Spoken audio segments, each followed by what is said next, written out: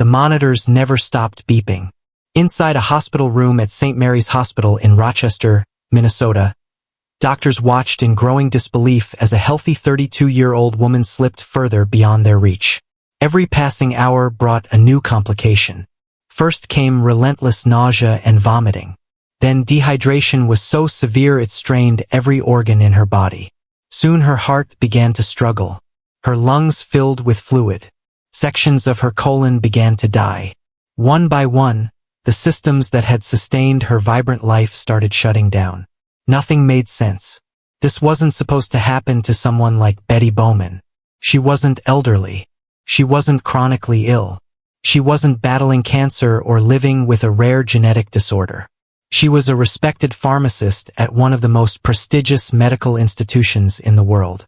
Every day, Betty worked alongside physicians and surgeons, helping ensure patients received the right medications at precisely the right doses. She understood medicine better than most people ever would. Yet now, despite being surrounded by some of the finest specialists in modern healthcare, no one could explain why her body was collapsing. Every new laboratory result seemed to raise more questions than answers. Doctors searched for infections. Nothing fit.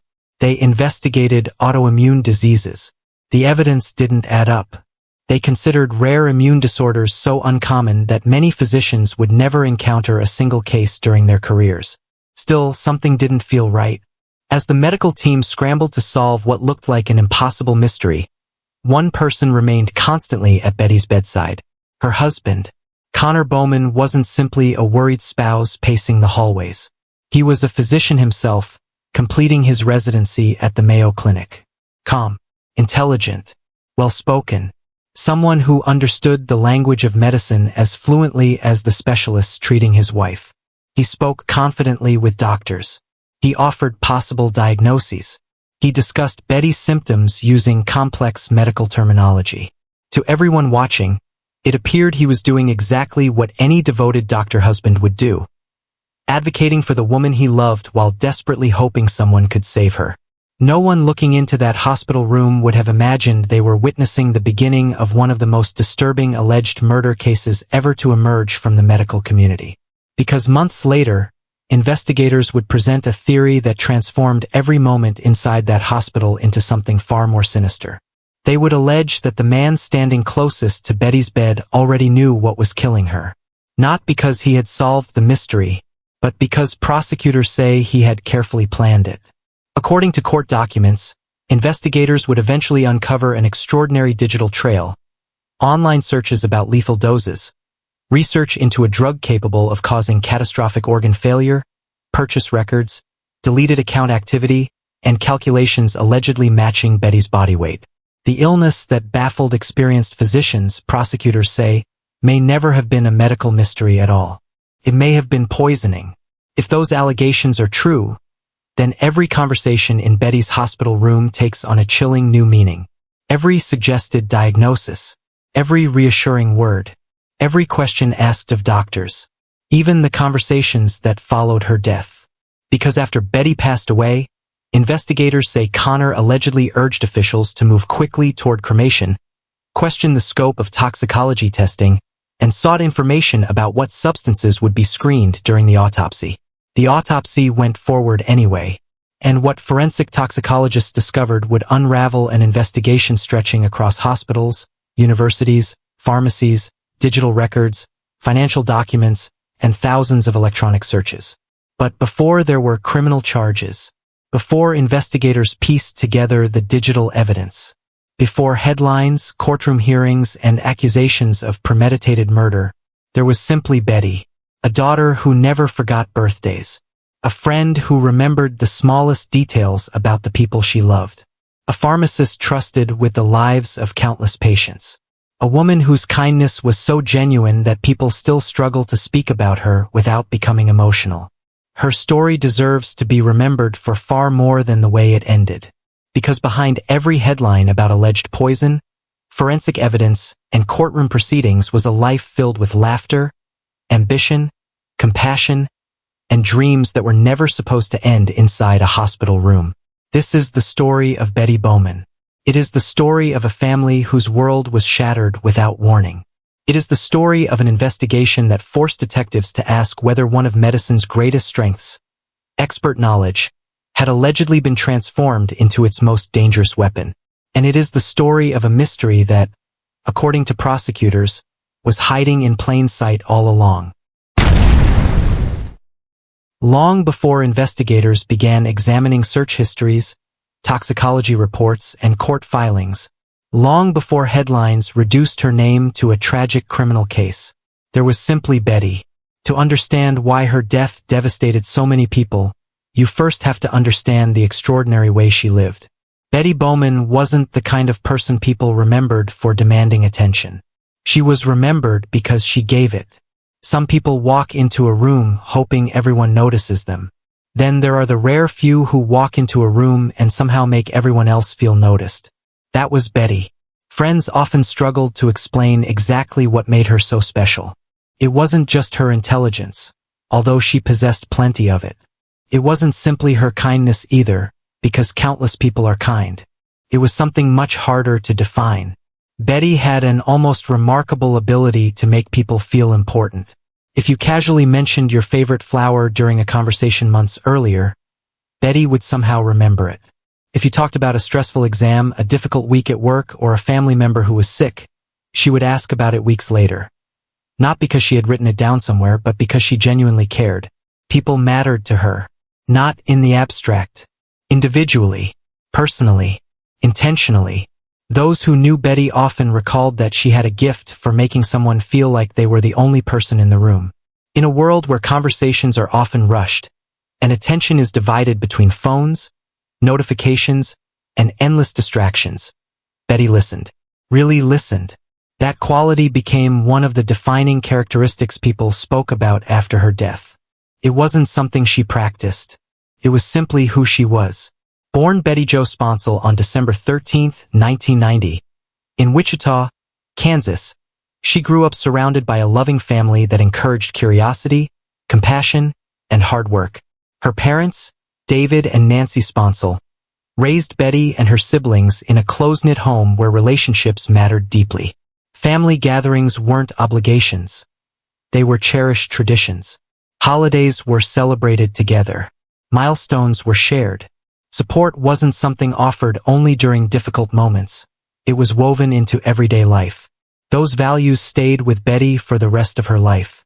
Friends often noticed how naturally she spoke about her parents and siblings. There was admiration. There was gratitude. Most importantly, there was love. As a child, Betty displayed the kind of quiet determination teachers immediately recognized. She wasn't someone chasing recognition or trying to outperform everyone around her. Instead, she possessed an insatiable curiosity. She wanted to understand how things worked. Why do they work? How they could be improved. That mindset followed her throughout school. At Bishop Carroll Catholic High School in Wichita, Betty quickly earned a reputation as someone who could be counted on, not only academically but personally.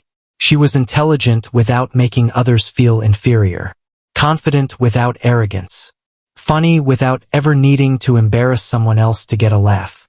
Those are uncommon qualities during adolescence. Even then, Betty had begun developing the emotional intelligence that would later define so many of her relationships. After graduating in 2009, Betty faced a decision that would shape the rest of her life. She chose pharmacy. To many people, pharmacy sounds like a profession built entirely on science, chemistry, biology, mathematics. And while all of those disciplines are essential, Betty understood something many people outside healthcare never fully appreciate. Pharmacy is fundamentally about people. Every prescription represents someone hoping to get better. Every dosage calculation can change a life. Every recommendation carries enormous responsibility. The difference between healing and harm can sometimes be measured in milligrams. That responsibility never intimidated Betty. It inspired her. She enrolled at the University of Kansas School of Pharmacy, where the workload was relentless. Years of demanding coursework, clinical rotations, laboratory work, endless examinations, late nights studying drug interactions, physiology, pharmacology, toxicology. and the intricate chemistry that allows modern medicine to save millions of lives every year. Many students eventually burn out under that pressure. Betty flourished. In 2017, she graduated with her Doctor of Pharmacy degree, a milestone representing years of sacrifice and unwavering dedication. But she wasn't finished. She continued into a highly competitive pharmacy residency at Stormont Vale Hospital in Topeka, Kansas. Hospital pharmacy is vastly different from working behind the counter at a neighborhood pharmacy. Every decision carries immediate consequences. Patients in intensive care units, emergency surgeries, life-saving medications measured with extraordinary precision. There is little room for error. Residents are expected to think quickly, collaborate with physicians, and make critical recommendations under immense pressure. Betty excelled there too. Colleagues noticed that she remained calm during situations that overwhelmed others. She prepared meticulously. She asked thoughtful questions. She never pretended to know something she didn't. And when she did know the answer, she shared it with humility. Those who trained alongside her remembered someone who was exceptionally competent without ever losing sight of the human beings behind each medical chart. That balance made her remarkable. Eventually, an opportunity arrived that many healthcare professionals spend their entire careers hoping to receive. A position at the Mayo Clinic in Rochester, Minnesota. For many physicians and pharmacists, Mayo represents the pinnacle of medical practice. Working there isn't simply another job. It's recognition that you've reached one of the highest standards in healthcare. When Betty joined the Mayo Clinic team, coworkers immediately recognized her potential. Jason Harold, the pharmacist responsible for helping train her, later reflected that Mayo had hit a home run. It wasn't an expression used casually. It meant they had found someone exceptional, someone who would elevate everyone around her. As Betty settled into her role, she eventually transitioned into operating room pharmacy, one of the most demanding specialties within hospital pharmacy. Behind every successful surgery is an intricate system operating almost invisibly. Medications must arrive at exactly the right moment. Every dosage must be correct. Every interaction must be anticipated. Every emergency medication must be instantly available. Patients rarely meet the pharmacists who make that possible. But surgeons and anesthesiologists know exactly how important they are. Betty became one of those trusted professionals, quietly ensuring that others could perform at their very best. It suited her perfectly. She never sought the spotlight. She simply wanted to help. Outside the hospital, Betty lived with the same enthusiasm she brought to her career. She believed experiences mattered more than possessions. Her passport reflected that philosophy. She explored Iceland's dramatic landscapes. She admired the waterfalls and valleys of Yosemite. She relaxed on Hawaiian beaches. She stood at the edge of the Grand Canyon, humbled by its vastness. She wandered through Chicago and New York City, discovering neighborhoods, museums, bookstores, and restaurants that most tourists overlooked. She visited the Caribbean. She embraced every opportunity to experience somewhere new. Travel wasn't about checking destinations off a list. It was about collecting stories, trying unfamiliar foods, meeting new people, learning how others lived. Friends often joked that Betty could turn an ordinary weekend into an adventure. She found joy in local coffee shops, farmers markets, independent bookstores, long dinners filled with conversation. She wasn't searching for luxury. She was searching for a connection. Perhaps nothing reflected Betty's heart more than the relationships she built. She championed inclusion. She supported LGBTQ+ friends openly and unapologetically, encouraging people to embrace who they truly were. Her friendships crossed every imaginable boundary of age, background, and belief because Betty rarely judged people by appearances. She judged them by their character. And once someone became part of her life, she invested deeply in that relationship. One friend later shared a simple story that perfectly captured Betty's personality. Years earlier, Betty had customized an online chat using lime green colors and dolphin graphics because she remembered those were her friends' favorites. It wasn't an expensive gift. It wasn't a grand gesture. It was simply proof that Betty paid attention. Those tiny acts accumulated over years. Hundreds of thoughtful moments. Thousands of conversations. A lifetime spent making other people feel valued. And then there was Crumpet. Officially known by the delightfully regal name, Sir Crumpet II of Mulberry. The corgi quickly became one of the great loves of Betty's life. Anyone who knew Betty knew about Crumpet. Walks through neighborhood parks. Special treats. Countless photographs. Funny stories shared with friends. Like so many devoted pet owners, Betty didn't consider Crumpet simply a dog. He was family. Even after Betty's death, her loved ones invited people attending her celebration of life to wear rainbow colors or corgi-themed clothing. A tribute that perfectly reflected the joy she brought into the lives of others. It was an unusual request for a memorial. But then again, Betty was an unusual person. She had always believed that remembrance should celebrate life as much as it mourned loss. Looking back now, those who loved Betty often say the same thing. She made ordinary days feel brighter. She celebrated other people's successes as enthusiastically as her own. She remembered birthdays. She checked in when someone was struggling. She laughed easily. She worked hard. She loved fiercely. She gave more than she expected in return. These weren't isolated moments. They formed the pattern of an entire life, which is precisely why what happened next remains so difficult to comprehend. Because by the summer of 2023, the woman who had spent her career helping save lives, the daughter who adored her family, the friend who remembered everyone's favorite color, the pharmacist trusted by one of the world's greatest hospitals, was unknowingly approaching the final chapter of her own story. And the greatest danger she would ever face wasn't waiting in an operating room or inside a hospital. It was waiting much closer to home. When two people dedicate their lives to healing others, most assume they'll know how to protect their own relationship. After all, Betty Bowman and Connor Fitzgerald Bowman seemed to have everything working in their favor. They were intelligent, ambitious, compassionate. Both had chosen careers centered around medicine, where precision, discipline, and service were everyday expectations. To friends and family, they looked like a couple building exactly the kind of future many people dream about. A partnership grounded in shared purpose, mutual respect, and endless possibilities. It was the kind of love story that appeared almost destined for success. Both Betty and Connor attended the University of Kansas, where their paths eventually crossed as they pursued careers in healthcare.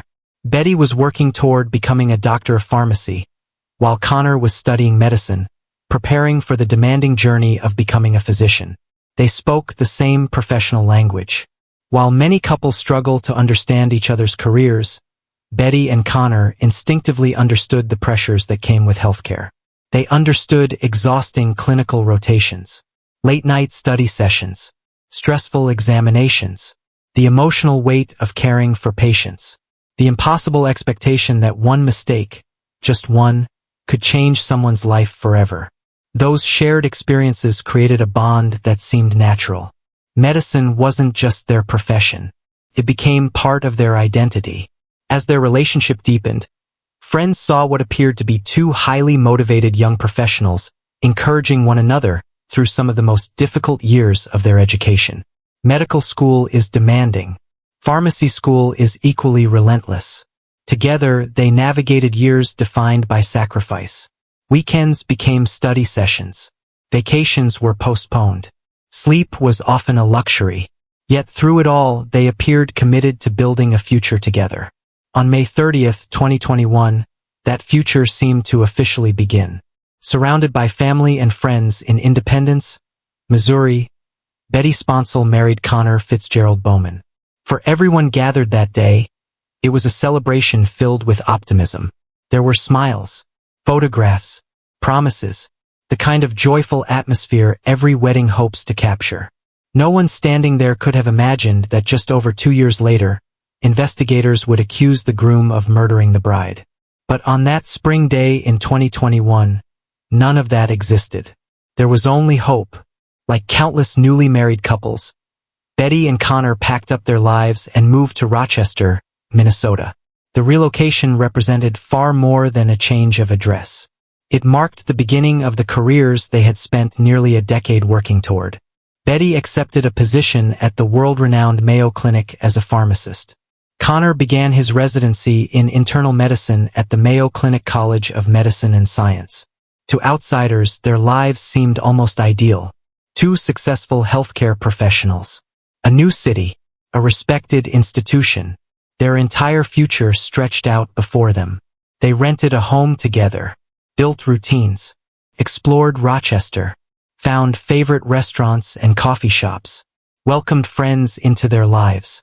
Like every young couple, they were learning how to balance demanding careers with married life.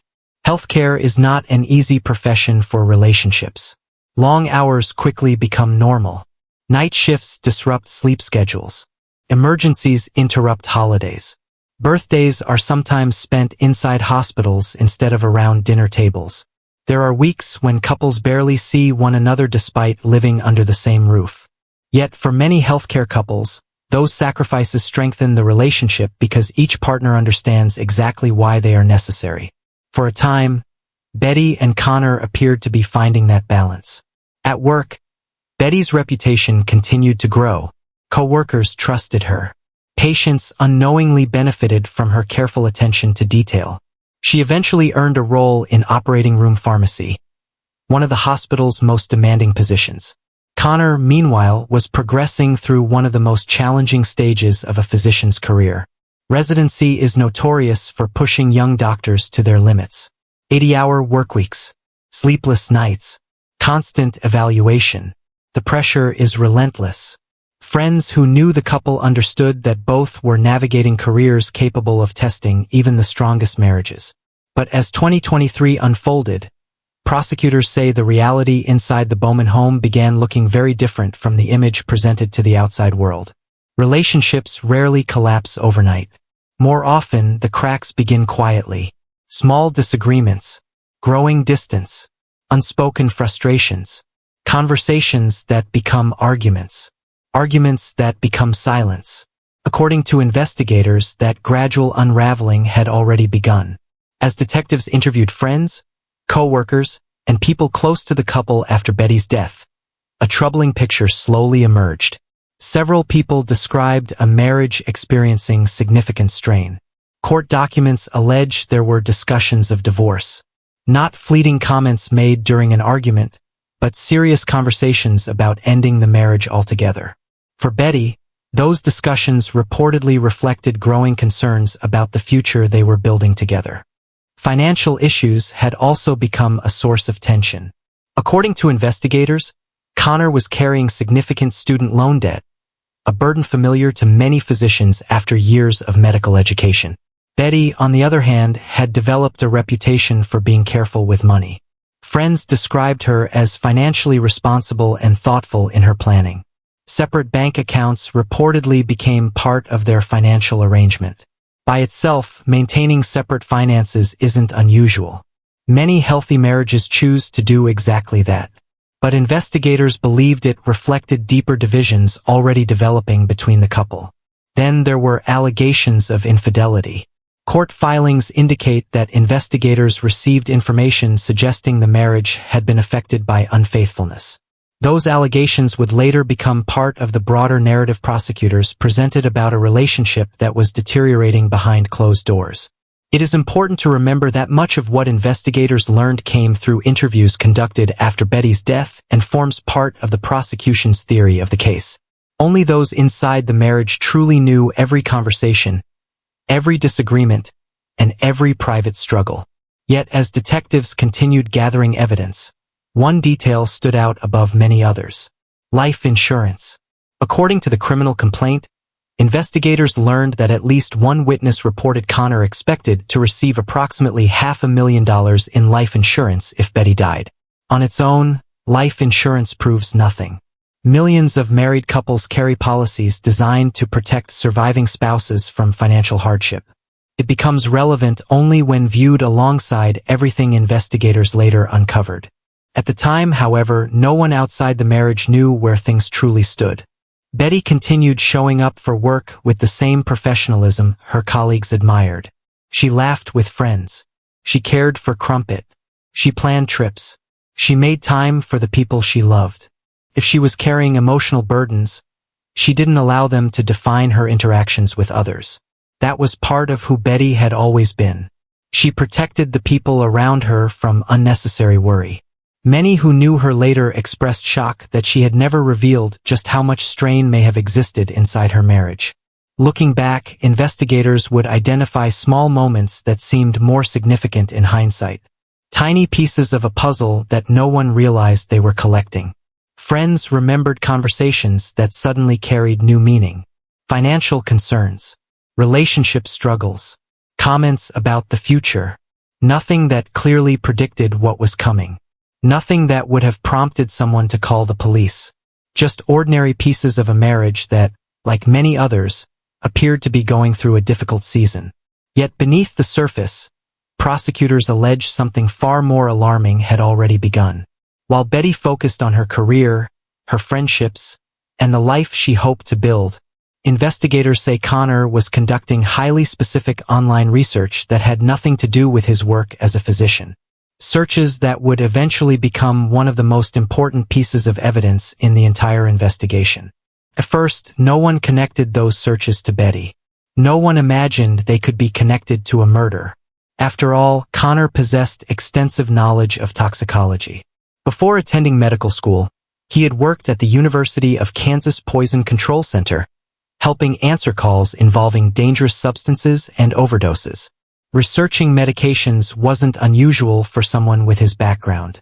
But according to investigators, these weren't ordinary medical inquiries. They were becoming increasingly focused, increasingly specific, and increasingly difficult to explain. While Betty believed she was simply navigating a struggling marriage, prosecutors alleged that somewhere beneath the ordinary routines of everyday life, a plan was quietly taking shape. A plan hidden behind dinner conversations, shared routines, hospital shifts, and the appearance of an ordinary marriage. No one, not Betty's family, her closest friends, or even the colleagues who worked beside the couple every day, could have imagined how quickly everything was about to change. Within weeks, Betty would begin experiencing symptoms so mysterious that some of the best physicians in the world would struggle to explain them. And by the time anyone realized what they might truly mean, it would already be too late. Sometimes, the most heartbreaking tragedies begin with moments so ordinary that no one realizes they are witnessing the last chapter of someone's life. There are no warning sirens, no dramatic turning points, no unmistakable sign that everything is about to change. Life simply continues. People go to work. They text their friends. They make plans for the weekend. They walk their dogs. They laugh at inside jokes. They assume there will always be another tomorrow. For Betty Bowman, the final week of her life appeared to begin much like countless others before it. She was still the dependable pharmacist her colleagues admired at the Mayo Clinic. Friends continued hearing from her. She was still making plans, still thinking about the future, still investing in the relationships that had always meant so much to her. Nothing suggested that within days she would be fighting for her life. But according to investigators, events unfolding behind the scenes had already set something irreversible into motion. 5 days before Betty became critically ill, prosecutors say investigators uncovered a sequence of digital activity that would later become one of the most significant parts of the criminal case. According to court documents, Connor Bowman allegedly researched colchicine, a prescription medication used primarily to treat gout that can become extremely dangerous in toxic amounts. Investigators allege that on this date he calculated a potentially lethal dose based on Betty's body weight, searched for liquid formulations of the drug, and conducted additional online activity related to obtaining it. Those allegations would not become public until months later. At the time, Betty knew nothing about any of those searches. To her, it was simply another day at home. But investigators would later point to another event from that same day. A smoothie. According to a friend interviewed by investigators, Betty later described something that had seemed odd. Connor had made her a smoothie. On the surface, there was nothing unusual about sharing a drink with your spouse. Except Betty immediately noticed something was wrong. She reportedly told her friend that the smoothie tasted unusually bitter and strangely salty. Not just unpleasant. Wrong. The flavor was so unusual that she didn't finish it. Trying to lighten the moment, Betty reportedly joked that maybe Connor was trying to poison her. It was the kind of sarcastic comment couples sometimes make without thinking. Passing joke. An offhand remark. Something both people laugh about before moving on with the day. No one hearing those words at the time believed they would someday be repeated inside a courtroom. The friend also recalled something else that struck investigators later. According to the interview, Connor rarely prepared food or drinks for other people. Making the smoothie was reportedly out of character. Again, none of these details proved anything by themselves. They only became significant after everything that followed. Betty felt well enough afterward to continue with her normal life. If anything dangerous had happened that day, there was no obvious indication. Life moved forward. The days that followed appeared remarkably ordinary. Betty continued working. She stayed in touch with friends. She cared for Crumpet. She lived the same life she had always lived. Looking back now, perhaps that is one of the cruelest parts of this story. There was no moment when Betty could have known she was running out of time. No dramatic confrontation. No obvious emergency. Just everyday life continuing exactly as it always had. Friends later described someone who remained engaged with the people around her. She wasn't withdrawing. She wasn't making final goodbyes. She was looking ahead. Like everyone else, she believed there would be another week, another month, another year. Meanwhile, prosecutors alleged that behind the scenes, Connor's earlier digital activity reflected planning rather than coincidence. Those allegations remain central to the state's case and have not been proven in court. Tuesday, August 15th, began like any other summer day. Betty reached out to someone identified in court documents only by the initials SS. She had several days off from work. She wanted to spend time with a friend. They met that day and enjoyed each other's company. Nothing about their conversation suggested that it would become one of Betty's final social visits. Friends later recalled how completely normal she seemed. She wasn't complaining of illness. She wasn't showing signs of distress. She was simply Betty. Warm, funny, present. The kind of friend who made every interaction feel meaningful. That evening, after returning home, Betty sent another message. She mentioned that she was spending the night drinking with Connor. Again, nothing seemed unusual. Many couples unwind together after work. A quiet evening at home.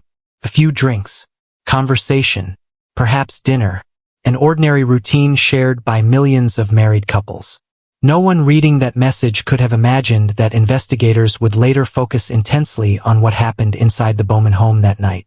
Because according to prosecutors, that evening marked the beginning of the fatal sequence. When Betty woke the following morning, something was terribly wrong. She contacted SS again. This time, the tone of her messages had changed dramatically. She explained that she had become extremely sick. She hadn't been able to sleep. She believed something she had consumed had made her ill. More specifically, according to court records, Betty expressed concern that something in a drink or smoothie might have caused her symptoms. Investigators would later consider those messages among the most compelling pieces of evidence in the case. Not because Betty accused anyone directly. She didn't. Instead, they captured her own immediate thoughts while the illness was just beginning. She was trying to make sense of what was happening to her body. Imagine that moment. A healthy 32-year-old pharmacist. Someone who understood medications better than most people. Someone trained to recognize illness. Suddenly overwhelmed by symptoms she couldn't explain. Her professional knowledge may have made the experience even more frightening. She knew this wasn't normal, but she couldn't yet know why. At first, the illness resembled severe food poisoning. Intense nausea, repeated vomiting, persistent diarrhea, debilitating weakness. Anyone who has experienced food poisoning knows how quickly it can overwhelm the body. Most people eventually recover with fluids and rest. This was different. Hour by hour, Betty continued deteriorating. Simple tasks became exhausting. Staying hydrated became increasingly difficult. The symptoms refused to improve. Family members and friends grew concerned. Something clearly wasn't right. Eventually, Betty sought medical attention. No one could have guessed that this hospital visit would become the last of her life. When Betty arrived at St. Mary's Hospital on August 16th, physicians initially approached her case the same way they would approach countless patients suffering from severe gastrointestinal illness. The symptoms pointed toward common possibilities: foodborne illness, a viral infection, severe dehydration. Treatment began immediately: intravenous fluids, laboratory testing, observation, monitoring. The expectation was that Betty would stabilize. Instead, she became worse, far worse. Doctors watched as new complications emerged with alarming speed. Her heart began showing signs of dysfunction. Fluid accumulated in her lungs. Laboratory values changed in ways that suggested multiple organ systems were becoming affected. Experienced physicians understood they were no longer dealing with ordinary food poisoning. Something much more serious was unfolding. Yet no one could identify exactly what it was. As Betty remained hospitalized, those who loved her experienced the agonizing uncertainty that accompanies every unexplained medical crisis. Family members desperately searched for reassurance. Friends exchanged messages asking for updates. Co-workers who had worked alongside Betty struggled to understand how someone so healthy could become critically ill almost overnight. Many prayed. Others hoped the specialists at one of the world's leading medical centers would soon identify the cause and begin the right treatment. Betty herself, despite feeling increasingly ill, likely believed answers would come. She trusted medicine. She had dedicated her entire career to it. If anyone could solve this mystery, surely it would be the physicians surrounding her. But medicine can only treat what it can identify. And at that moment, no one was looking for poison. According to prosecutors, that fact would become critically important. Because colchicine poisoning often begins by resembling far more common illnesses.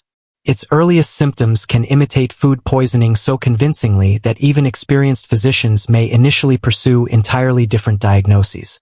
As valuable time slipped away, Betty's body continued fighting a battle no one yet understood. Every hour mattered.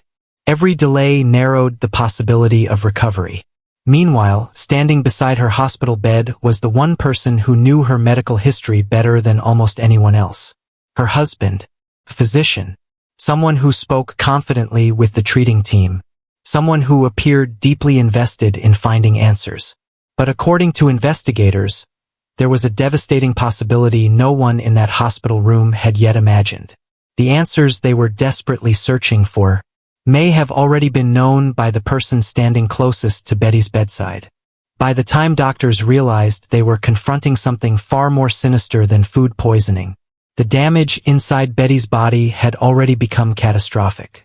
And despite every effort to save her, the woman who had devoted her life to protecting the health of others was slipping further away with every passing hour.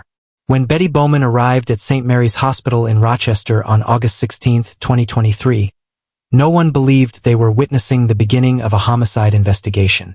To the emergency physicians, she looked like a patient suffering from a severe gastrointestinal illness. Cases like hers arrive at hospitals every day. Most recovered with intravenous fluids, medication to control nausea, and careful monitoring. There was every reason to believe Betty would do the same. She was only 32 years old. She had no known history of chronic disease that could explain such a sudden collapse. She exercised, lived an active lifestyle, and worked in one of the world's leading medical institutions. As a pharmacist, she understood her own health better than most patients. But from the very beginning, something about Betty's illness refused to follow the rules. What initially appeared to be dehydration quickly evolved into something far more frightening. Doctors began ordering more blood tests, then more imaging, then consultations from additional specialists. Every few hours, it seemed another physician entered the room, hoping fresh eyes might identify what everyone else had missed. Yet every answer only created new questions. The first symptoms had been relentless nausea, vomiting, and diarrhea, severe enough to leave Betty dangerously dehydrated. Those symptoms alone weren't unusual. Food poisoning could explain them. Certain viral infections could as well. But what happened next couldn't be explained so easily. Instead of stabilizing after receiving fluids, Betty continued to deteriorate. Her condition worsened hour after hour. Laboratory values that physicians expected to improve instead became increasingly abnormal. Her heart began showing signs of distress. Fluid accumulated inside her lungs, making it harder for her body to receive the oxygen it desperately needed. Then came another devastating development. Part of Betty's colon had lost its blood supply. The tissue had become necrotic, dead. Surgeons had no choice but to operate, removing the damaged portion in an attempt to prevent even more catastrophic complications. Imagine the shock felt by her family. Just days earlier, Betty had been making plans with friends. Now she was undergoing emergency surgery while specialists fought to keep her alive. Nothing about this progression made sense. Healthy young adults simply do not develop widespread organ failure without an underlying cause. The question wasn't whether something terrible was happening. The question was what. Inside one of the most respected hospitals in the world, teams of specialists began considering increasingly rare diagnoses. Doctors discussed infectious diseases, autoimmune disorders, inflammatory syndromes, uncommon conditions that many physicians might only encounter once or never during their entire careers. Every possibility had to be explored. When a patient declines this rapidly, physicians cannot afford to focus on only one theory.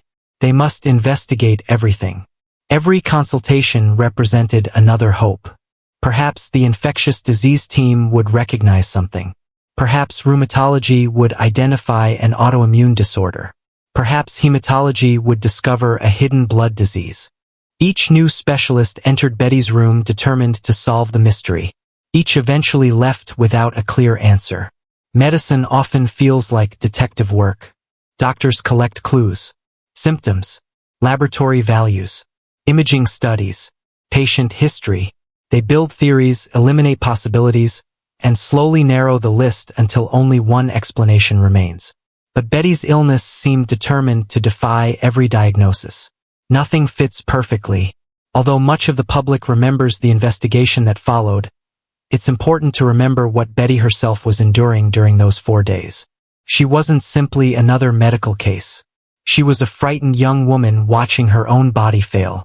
A healthcare professional who understood enough medicine to recognize that something was terribly wrong. Imagine how terrifying that must have been. Betty knew how resilient the human body usually is. She knew what ordinary food poisoning looked like. She knew that healthy people didn't suddenly develop widespread organ failure. She trusted the physicians caring for her because she had spent years working beside professionals just like them. But even surrounded by extraordinary expertise, the answers never came. Every passing hour likely brought new uncertainty, new pain, new fear. Yet despite everything she was enduring, those closest to her hoped the next treatment would finally turn the tide. While physicians searched for medical explanations, Betty's family was living through a different kind of agony. There is a unique helplessness that comes with watching someone you love become critically ill. You want to fix it. You want to take away their pain. Instead, all you can do is wait. Family members gathered at the hospital. Phones rang constantly as relatives updated one another. Friends reached out, asking if there was anything they could do. Coworkers anxiously waited for news. Each conversation carried the same desperate question. Is she getting any better? Unfortunately, the answer became more difficult with every passing day. Every family member searched for signs of hope. A better blood test, a stronger heartbeat, positive update from the doctors. Anything. Even the smallest improvement would have felt like a victory. Instead, they watched as the list of complications continued to grow. The woman they had always known as energetic, compassionate, and full of life was now surrounded by monitors, medications, and medical equipment. The future they had always imagined with Betty suddenly felt uncertain. No parent expects to stand beside the hospital bed of their adult child wondering if they will survive. No sibling imagines saying goodbye far too soon. No friend expects that the last ordinary conversation they had will become the final memory they carry forever. Throughout Betty's hospitalization, Connor Bowman remained a constant presence. As both her husband and a physician, he occupied a unique position. He understood the medical terminology. He could communicate with the treatment team using the same clinical language they used with one another. According to court documents, Connor discussed Betty's condition with physicians and suggested that they consider a rare disorder known as hemophagocytic lymphohistiocytosis, commonly referred to as HLH. HLH is an uncommon and potentially fatal immune condition in which the body's immune system becomes dangerously overactive, causing widespread inflammation and damage to multiple organs. Its symptoms can overlap with many other serious illnesses, making diagnosis extremely difficult. Doctors evaluated that possibility. Appropriate testing was performed. But according to investigators, Betty was never diagnosed with HLH. Even so, court filings state that Connor continued directing attention toward that explanation during her hospitalization. At the time, no one had reason to question his motives. He was, after all, an internal medicine resident, a worried husband, someone advocating for his wife. From the perspective of the treatment team, his involvement appeared understandable. Only much later would investigators revisit those conversations through an entirely different lens. One of the greatest challenges physicians face is that many illnesses become harder to treat the longer they remain unidentified. Time matters. Every hour without the correct diagnosis is another hour the disease continues unchecked. Doctors intensified supportive care. They treated complications as they appeared. They monitored Betty around the clock. Specialists collaborated across disciplines. Surgeons intervened when necessary. Nurses worked tirelessly, adjusting medications, checking vital signs, responding whenever her condition changed. Everyone shared the same goal: keep Betty alive long enough to discover what was attacking her body. It was a battle fought minute by minute, shift by shift, hope by hope. Yet despite extraordinary efforts, Betty's organs continued failing. Her body was losing a fight that no one yet understood. For days after arriving at the hospital, the fight came to an end. On August 20th, 2023, Betty Jo Bowman died. She was just 32 years old. For her parents, it was the unimaginable loss of a daughter whose future had barely begun. For her siblings, it was the loss of a sister whose presence had always brought warmth and laughter. For her friends, it was the sudden absence of someone who never forgot birthdays, remembered the smallest details, and somehow made everyone around her feel important.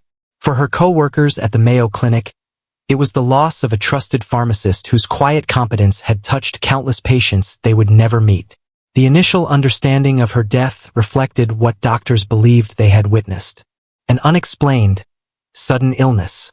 Her obituary described the cause as a sudden autoimmune and infectious illness, referencing HLH, the very diagnosis that had been considered during her hospitalization. To those grieving her loss, there was no reason to doubt that explanation.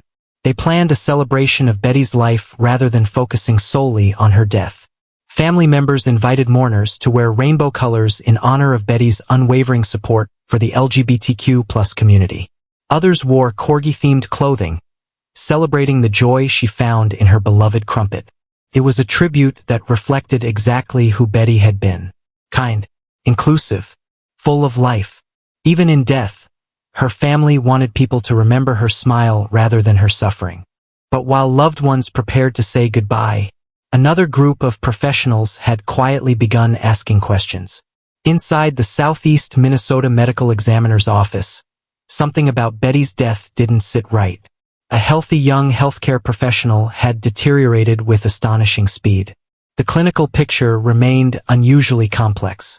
And before long, decisions made in the hours after Betty's death would transform what appeared to be a tragic medical mystery into a criminal investigation that would capture national attention. The family believed they were preparing for a funeral. Investigators were preparing for an autopsy. That decision would change everything. There is an old saying among homicide investigators: the dead still tell their story. You simply have to know how to listen.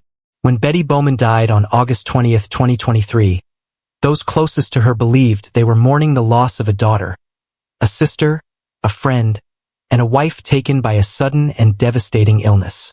The grieving process had already begun. Funeral arrangements were underway. Family members were preparing to say goodbye. From every outward appearance, Betty's death seemed like a heartbreaking medical tragedy.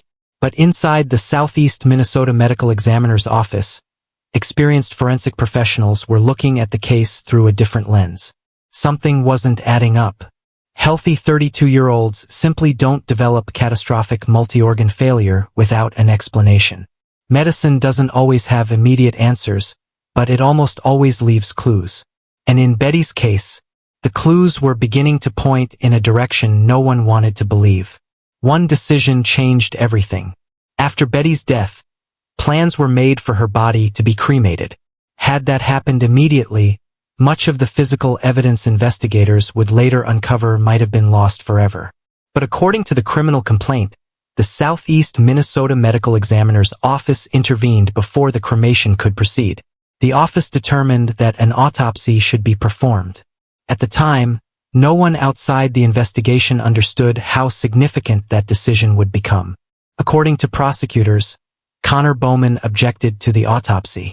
Court documents allege that he maintained Betty had died of natural causes and stated that she had not wanted to become a cadaver for medical examination. Investigators also allege that he asked medical examiners whether their toxicology testing would be more comprehensive than the testing already performed at the hospital. He reportedly wanted to know exactly which substances would be included in the toxicology screening. Standing alone, those questions may not appear extraordinary. A grieving spouse may ask many difficult questions while trying to understand what happened. But investigators would later view those conversations alongside everything else they had uncovered. In that broader context, they believed those questions carried a different significance. The autopsy proceeded, and within days, the investigation took a dramatic turn. Forensic toxicologists examined Betty's blood and urine with extraordinary precision. Unlike emergency hospital testing, which is designed primarily to guide immediate treatment, forensic toxicology often searches much more broadly for substances that may explain an otherwise unexplained death. Eventually, the laboratory identified something doctors had never suspected during Betty's hospitalization: colchicine. According to the medical examiner, the medication was present in Betty's blood and urine. The finding immediately raised a critical question. Why? Betty had no known diagnosis of gout. Medical records showed no legitimate prescription for colchicine. Hospital records indicated the medication had never been administered during her treatment. So how had it entered her body? That single question transformed the entire investigation. What had looked like an unexplained medical tragedy was now potentially something else entirely. The medical examiner ultimately ruled Betty's cause of death as the toxic effects of colchicine. The manner of death was classified as homicide. From that moment forward, investigators were no longer trying to determine why Betty died. They were trying to determine who had poisoned her. As with every homicide investigation, detectives began with those closest to the victim. Family members, friends, co-workers, neighbors, and inevitably, her husband. Investigators conducted dozens of interviews, attempting to reconstruct Betty's final days hour by hour. Friends described Betty as thoughtful, generous, and excited about the future. But those same interviews also revealed concerns about her marriage. According to court documents, several people described growing marital tension. Some spoke of financial disagreements. Others discussed conversations about divorce. Investigators learned that Betty and Connor reportedly maintained separate bank accounts and that Connor was carrying substantial debt from his medical education. They also learned of allegations involving infidelity. Again, none of these facts proved murder. Marriages fail every day without violence. Financial stress is common. Infidelity, while devastating, is unfortunately not rare. But detectives weren't looking for one piece of evidence. They were assembling a puzzle. And slowly, the pieces were beginning to connect. Among the most emotionally significant evidence investigators recovered were Betty's own text messages. Messages sent while she was still alive. Messages written before anyone suspected poisoning. According to court records, Betty told a friend identified by the initials SS that she believed something she had consumed, a drink or smoothie, had made her sick. Investigators considered those messages important because they captured Betty's own thinking before outside influences could shape the narrative. She wasn't accusing anyone of murder. She was trying to understand what had happened to her. Those texts became a timestamp, a snapshot of her thoughts during the earliest stages of the illness. Modern homicide investigations rarely rely on physical evidence alone. Today, our phones, computers, internet searches, emails, online purchases, and digital accounts quietly document much of our lives. Investigators knew that if Betty had been poisoned deliberately, someone may have searched for information beforehand. What they reportedly discovered became one of the prosecution's central arguments. According to court filings, investigators learned that Connor Bowman had previously worked at the University of Kansas Poison Control Center before attending medical school. That experience mattered. Poison control specialists routinely advise physicians and emergency responders about toxic substances. They learn how poisons affect the human body, how symptoms develop, what doses become dangerous, and how long different substances remain detectable. It wasn't merely medical knowledge. It was specialized toxicological knowledge. Detectives then began examining Connor's electronic activity. What they allegedly found painted a troubling picture. According to prosecutors, Connor accessed University of Kansas systems and searched for colchicine despite having received no poison control calls involving the medication. University personnel reportedly told investigators that the searches appeared unrelated to his assigned work responsibilities. That immediately raised questions. Why research a medication unrelated to your work? The questions only multiplied. Investigators allege that Connor's internet history contained searches that became increasingly specific during the weeks before Betty's illness. Among them were searches concerning colchicine toxicity, searches involving sodium nitrate, searches asking whether internet browsing history could be used in court, whether police could track package deliveries, whether deleted Amazon information could still be recovered. According to prosecutors, those searches suggested someone concerned not only with obtaining information, but also with understanding what evidence investigators might someday uncover. Of course, internet searches alone do not establish guilt. People search unusual subjects for countless innocent reasons. But detectives weren't viewing those searches in isolation. They were comparing them with every other piece of evidence.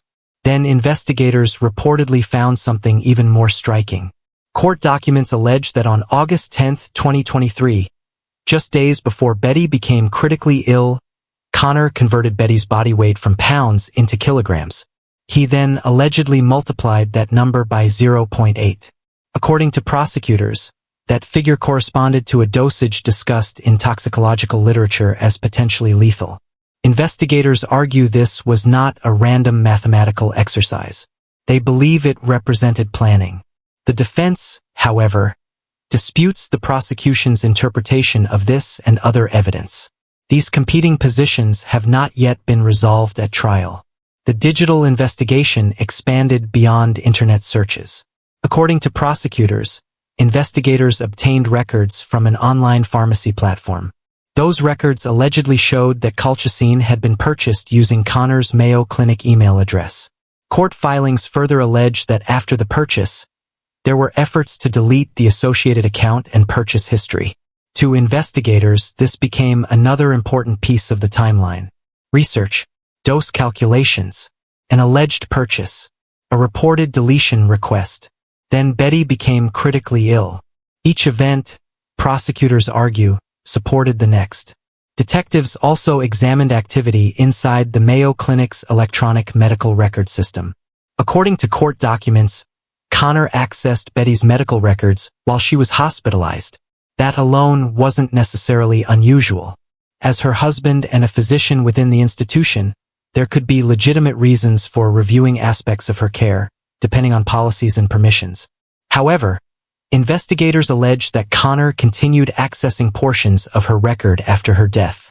They further allege that he created a documentation encounter that identified him as a member of Betty's care team, allowing additional access. Prosecutors contend this activity reflected an effort to monitor what physicians had discovered about Betty's condition. The defense disputes the prosecution's interpretation of this evidence. By now, investigators had begun constructing a remarkably detailed chronology, not just of Betty's illness, but of everything leading up to it. Every receipt, every electronic login, every search, every purchase, every text message, every witness interview, every medical record. Every timeline was layered together until detectives could compare one event against another almost minute by minute. This wasn't a single piece of evidence pointing toward one suspect. According to prosecutors, it was the cumulative weight of many independent pieces that appeared to tell one coherent story. Each discovery strengthened the next. None existed in isolation. After weeks of interviews, forensic testing, digital analysis, and evidence review, investigators believed they had enough evidence to act. On October 20, 2023, approximately 2 months after Betty's death, Connor Fitzgerald Bowman was arrested. The charges were extraordinary. First-degree premeditated murder. Second-degree murder. The allegations stunned both the medical community and the public. A respected pharmacist, a physician husband, one of the nation's premier healthcare institutions. The case seemed almost impossible to comprehend. To Betty's family, however, the arrest did not erase their grief. It merely replaced one painful question with another. For weeks, they had wondered why Betty had died. Now they were forced to confront an even more devastating possibility. What if the person Betty trusted most, the person who held her hand in the hospital, the person comforting family members during the darkest days of their lives, had allegedly known from the very beginning exactly what was happening? That question would become the heart of one of Minnesota's most closely watched murder prosecutions. But as the investigation moved from the police station to the courtroom, another battle was only beginning. Because uncovering evidence is one thing. Convincing a jury beyond a reasonable doubt is something entirely different. And in the months that followed, prosecutors and defense attorneys would wage an intense legal fight over what evidence the jury would ultimately be allowed to hear. When Connor Fitzgerald Bowman was taken into custody on October 20, 2023, the investigation entered an entirely new phase. For detectives, months of interviews, forensic testing, toxicology reports, search warrants, and digital analysis had culminated in an arrest. But in the American justice system, an arrest is not the end of the story. It is the beginning of another one. From that moment forward, the question was no longer simply what investigators believed had happened. The question became whether prosecutors could prove those allegations beyond a reasonable doubt in a court of law. That distinction is one of the cornerstones of the criminal justice system. An arrest is based on probable cause. A conviction requires proof beyond a reasonable doubt. Those are very different legal standards. And as this case moved into the courtroom, every piece of evidence would be scrutinized, challenged, and tested. Following his arrest, Connor Bowman was formally charged with second-degree murder. As investigators continued reviewing evidence and presenting their findings, the case grew even more serious. In January 2024, an Olmsted County grand jury returned an indictment charging Connor with first-degree premeditated murder, along with second-degree murder. The addition of a first-degree murder charge reflected the prosecution's theory that Betty's death was not the result of a spontaneous act or a moment of rage. Instead, prosecutors alleged that it was carefully planned. Under Minnesota law, a conviction for first-degree premeditated murder carries one of the state's harshest penalties. If convicted on that charge, a defendant faces life imprisonment without the possibility of parole. The stakes could hardly have been higher. Connor Bowman entered pleas of not guilty to the charges against him. By doing so, he exercised his constitutional right to require the state to prove every element of its case before an impartial jury. As with every criminal defendant in the United States, he remains presumed innocent unless and until proven guilty in court. That presumption is fundamental to the justice system and remains in place throughout the legal process. As the case moved through the courts, two competing narratives began taking shape. Prosecutors argued that the evidence formed a deliberate chain of planning. According to their theory, internet searches, toxicology research, dosage calculations, purchase records, financial motives, Betty's text messages, medical record access, and actions taken after her death all pointed toward a carefully orchestrated poisoning. The defense, however, challenged both the interpretation of that evidence and the methods investigators used to obtain portions of it. Rather than accepting the prosecution's narrative, defense attorneys argued that evidence must be examined carefully, lawfully, and without speculation. That disagreement became the focus of months of legal arguments. Many people imagine criminal trials as dramatic courtroom confrontations before a jury. In reality, some of the most important legal battles occur long before jurors are ever selected. These are known as pretrial motions. During this stage, attorneys ask the judge to decide what evidence may or may not be presented at trial. Sometimes these hearings determine the entire direction of a case. If key evidence is excluded, prosecutors may lose important parts of their argument. If evidence is admitted, jurors may eventually hear information that significantly shapes their understanding of the case. The Bowman prosecution became exactly that kind of legal battle. Defense attorneys filed numerous motions asking the court to suppress or exclude various categories of evidence. Their arguments centered largely on constitutional protections governing searches and seizures, as well as the manner in which investigators obtained certain electronic records. The prosecution, meanwhile, argued that investigators had acted lawfully and that the evidence was both reliable and highly relevant. Each side presented extensive legal arguments. Each ruling carried enormous consequences. In April 2025, the court issued one of its first major decisions. Judge Kathy Wallace ruled that certain evidence obtained from electronic devices inside the Bowman residence had been collected in violation of constitutional protections. As a result, that specific evidence was suppressed, meaning prosecutors generally could not present it during trial. For the defense, the ruling represented an important victory. It demonstrated that courts carefully examine how evidence is gathered, regardless of the seriousness of the allegations.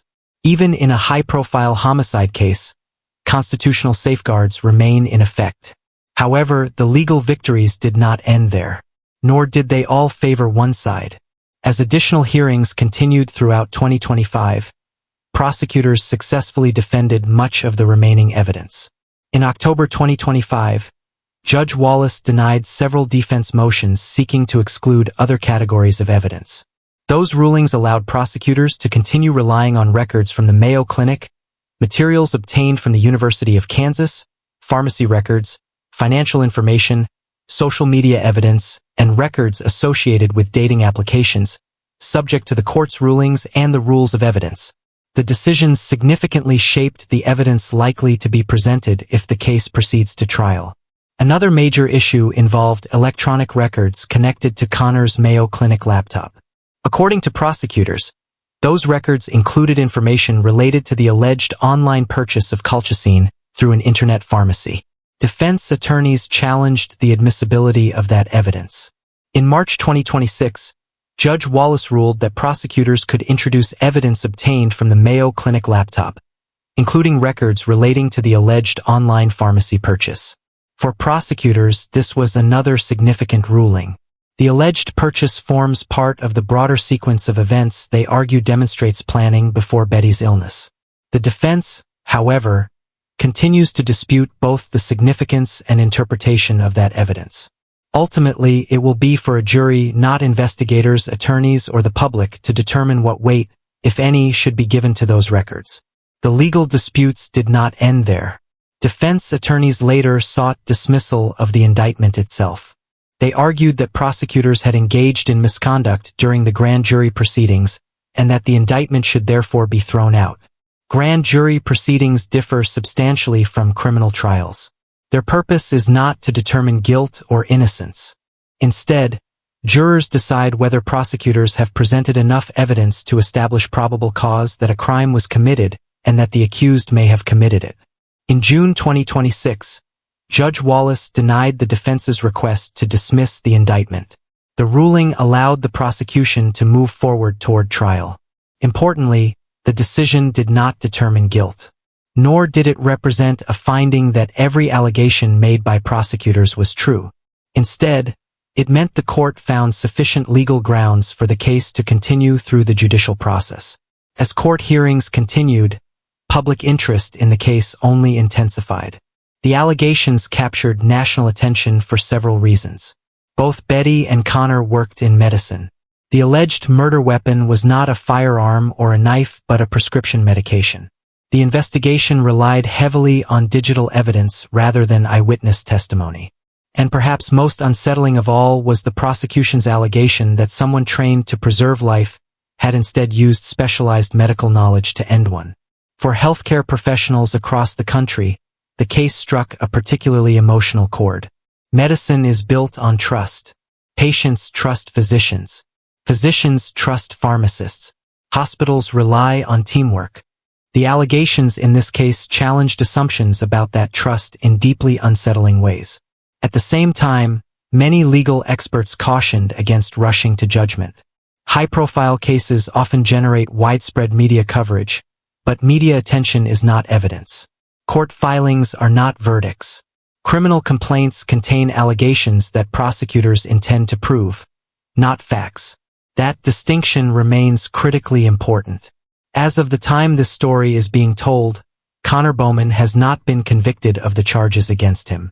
He continues to deny the allegations and has pleaded not guilty. The prosecution maintains that the evidence demonstrates a carefully planned poisoning. The defense disputes those allegations and continues challenging aspects of the state's case. Until a jury hears the evidence, evaluates witness testimony, considers expert opinions, and reaches a verdict, or unless the case is resolved through another lawful process, the allegations remain just that, allegations. This distinction is not merely a legal technicality. It is a foundational principle of justice. Every defendant deserves a fair trial. Every victim deserves a thorough investigation. And every verdict must rest on evidence presented in court rather than public opinion. For Betty's family, however, the legal process has meant reliving their loss over and over again. Every hearing, every motion, every new court filing, every headline, each one serves as another painful reminder of the daughter, sister, and friend whose life ended far too soon.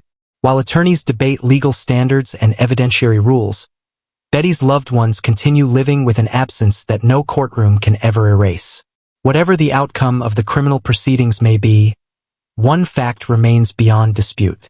A vibrant young pharmacist who dedicated her career to caring for others never came home. And for those who loved Betty, that is the tragedy at the heart of this case. A tragedy measured not in legal filings or courtroom arguments, but in birthdays left uncelebrated, holidays forever changed, and a future that ended decades too soon.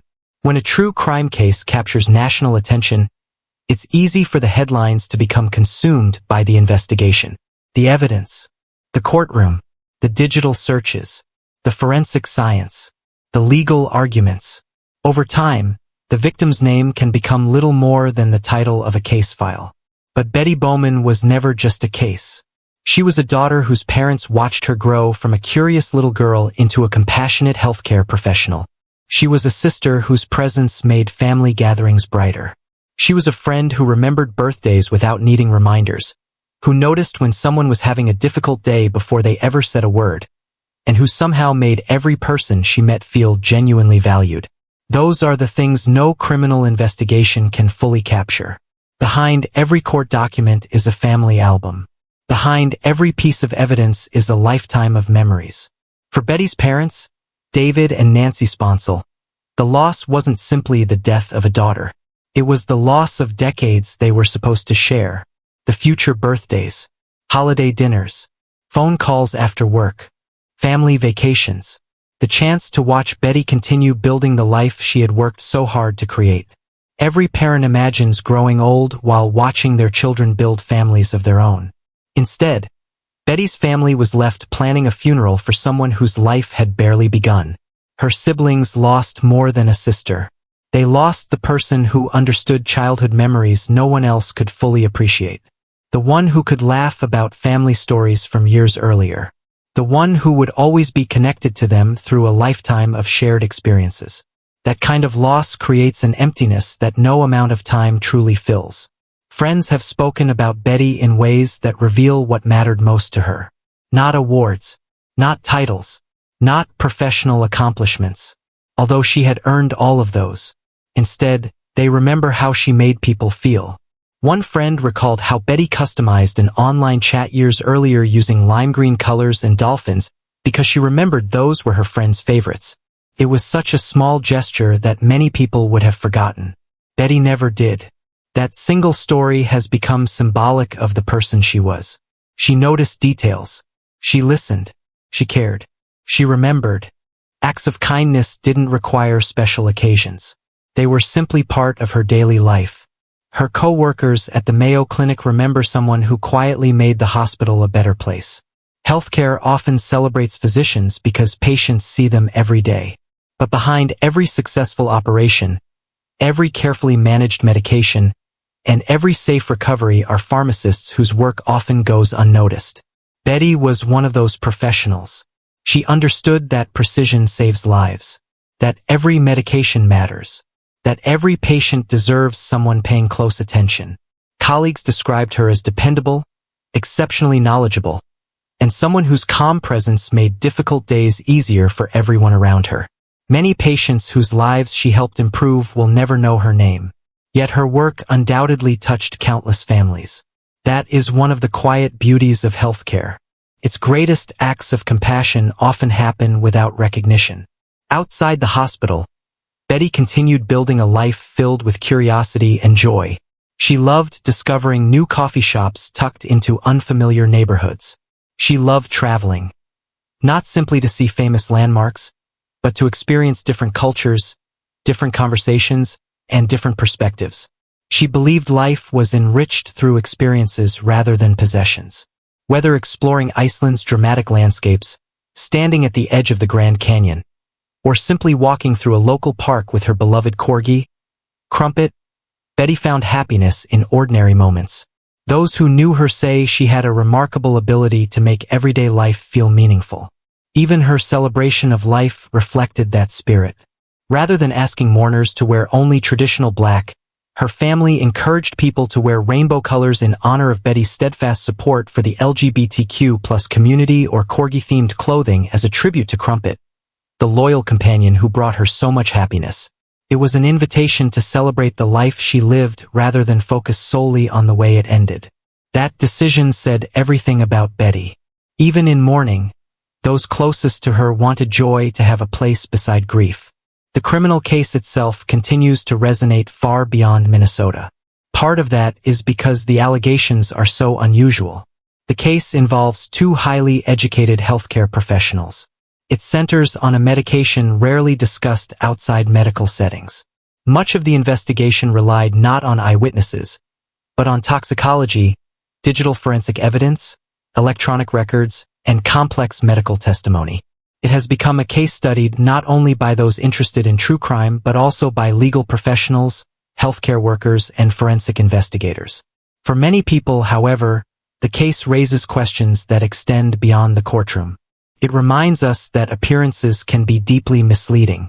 From the outside, Betty and Connor appeared to have built an enviable life together. Successful careers, a respected medical institution, a shared future. Yet investigators allege that behind closed doors, the reality was far more complicated. Whether those allegations are ultimately proven beyond a reasonable doubt remains for the courts to decide. But the case has already sparked conversations about trust, intimate partner violence, financial pressures, and the unique vulnerabilities that can exist even within relationships that appear stable to everyone else.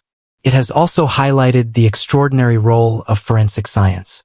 Had Betty's body been cremated immediately, as initially planned, many of the answers her family eventually received might never have been discovered.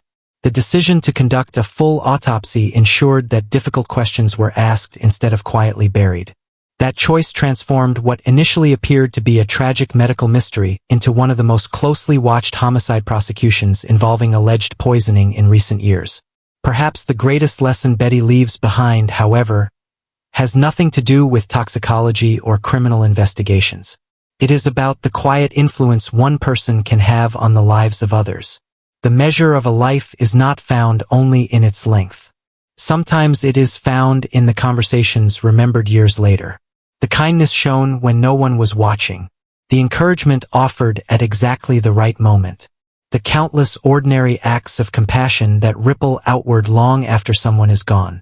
By every account, Betty lived that kind of life. She made people feel seen. She made people feel heard. She made people feel loved. Those who loved Betty continue to wait for the legal process to reach its conclusion, knowing that no verdict, whatever it may ultimately be, can restore what they have lost.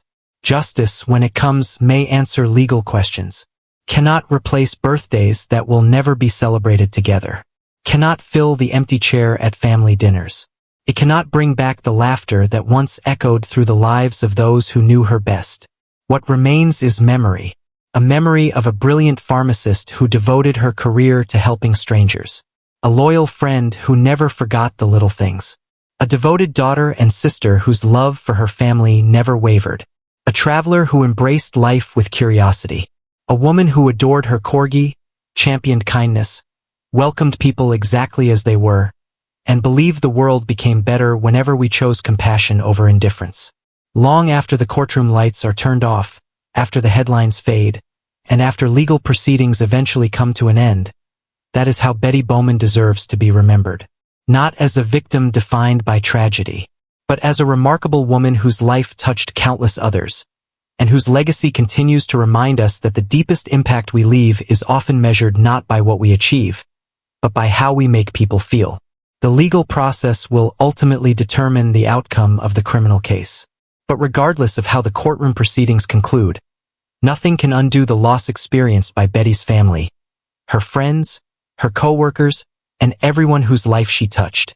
Behind every true crime story is a real person with dreams, loved ones, and a future that was taken away far too soon. That's why it's important to remember the victim, not just the crime. Thank you for spending this time with us as we honored Betty's story with the care and respect it deserves. If you found this documentary thoughtful, informative, and meaningful, please consider supporting the channel by subscribing. We explore real criminal cases from around the world through careful research, verified facts, and respectful storytelling, bringing you the full story behind the headlines while never losing sight of the people at the heart of each case. Leave a comment below to share your thoughts on this case and let us know which true crime investigation you'd like us to cover next. Your discussions help keep these stories alive and ensure the victims are never forgotten. If you enjoyed this video, don't forget to like, subscribe, and turn on notifications so you never miss our next deep dive into another chilling true crime case. Until next time, stay curious, stay aware, and remember that sometimes the most terrifying stories aren't the ones found in fiction. They're the ones that really happened.